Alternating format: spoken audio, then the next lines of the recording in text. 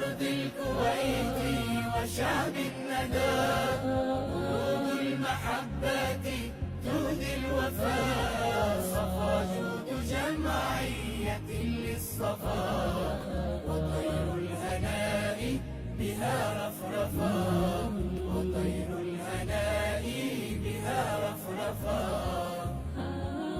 لكل الجهات تسير الوفود، تقدم إحسانها والورود، بدعم كريم وبذل الجهود، فبالخير يدنو.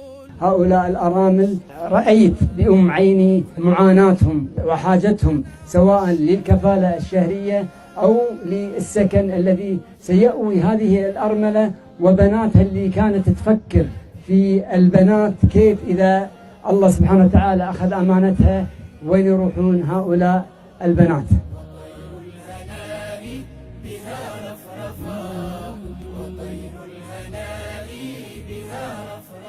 أنا لن أطيل في كلمتي كثير، لكن أريد أن أتكلم عن الشيخ. أنا منذ تقريبا 2 وأرى هذا الرجل مقيم في هذه البلد وحريص على أعمال خيرية، وكذلك هناك عدد من الجمعيات الأخرى الكويتية، ولكن هو لها ميزة معينة، حضوره وتواجده دائما في قلقيزية، وخاصة مهتم جدا للأرامل والأيتام. التقيت مع أحد الأشخاص فعرفت أنهم يسمونه هني أبو الأيتام.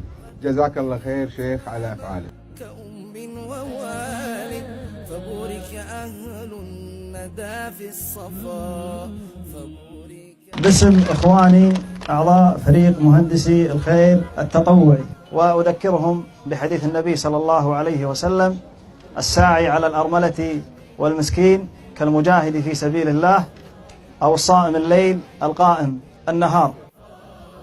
وطير الهناء بها رفرفا، وطير